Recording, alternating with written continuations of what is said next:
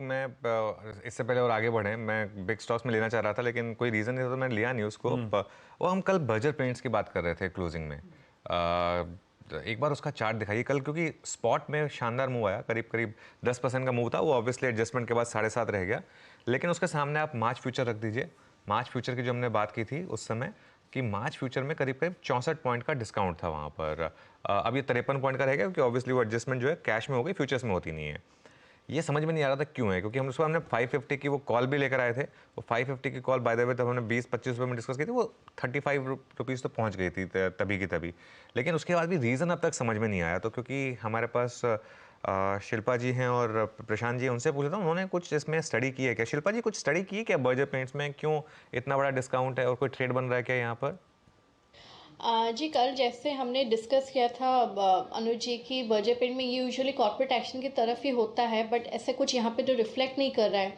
तो यहाँ पे जो सेटअप है वो डेफिनेटली बहुत बुलिश है, चाहे आप चार्ट की बात करें या फिर आप ऑप्शन चेंज की बात करें कि 630-650 के लेवल्स आपको बहुत ही इजीली अचीवेबल होते हुए दिख रहे हैं। तो यहाँ पे मुझे लगता है आज ओपनिंग में ये थोड़ा एडजस्टेड प्राइस में आपको मिलना चाहिए spot and futures. Then we should take a trade. अगर ये 600 के ऊपर सस्टेन करता है then it is a very clear cut buy for targets of 650 to 660 in this series. In this series future में या कैश में, या दोनों ही कन्वर्ज हो जाएंगे? No, अगर spot future हाँ, sustain करता है above 600 because हाँ। option chain always goes in sync with the spot price, तो यहाँ पे अगर spot cross करता है, sustain करता है above 600, then it is a very clear cut buy कि यहाँ पे एक upside move मिलेगा। And I believe कि आज ये शायद opening में आपको ये adjusted price में मिलना ही चाहिए। वही बिल्कुल, क्योंकि अगर स्पॉट के हिसाब से ऑप्शन चेन होती तो 550 की कॉल पर डिस्काउंट पे नहीं होनी चाहिए। पूरा का पूरा मार्च महीना बाकी है, लेकिन थी वो समहाउ। प्रशांत जी, आपने कुछ एनालाइज किया क्या इसको?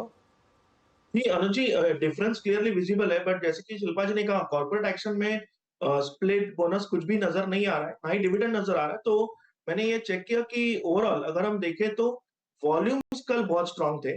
तो मेरी राय बिल्कुल शिल्पा जी के साथ सहमत है। अगर हम 600 610 इस जोन के ऊपर स्पॉट में सस्टेन करें, तो मुझे लग रहा है कि ये दोनों सिंक में आने चाहिए, और जो ऑप्शन प्राइस है वो भी कैचअप होके डेफिनेटली जो स्पॉट का इफेक्ट है वो ऑप्शन प्राइस में नजर आना चाहिए। तो मैं आज फर्स्ट हाफ में डेफिनेटली स्टॉक को रडार पे रख के इसका जो कॉल है वो भी इसको 550 का और 600 का भी, इन दोनों को रडार पे रखूंगा।